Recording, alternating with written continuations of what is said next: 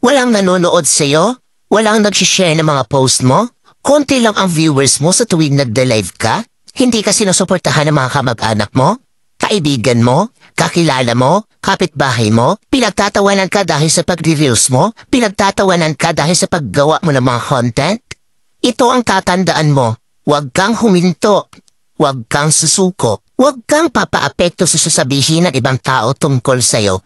Ipakita mo sa kanila na may mararating ka. Dahil isang araw, kapag marami ka ng followers, kapag marami na ang sumusuporta sa'yo, kapag marami na ang nanonood sa'yo, kapag marami ka ng viewers, kapag marami na ang nagmamahal sa'yo at sumusuporta sa'yo, kapag marami ka ng payout, kapag sinasahod mo na ang sinasahod ng mga sikat na content creator, kapag mayaman ka na, kapag marami ka ng pera, ay manunood na yan sila sa'yo.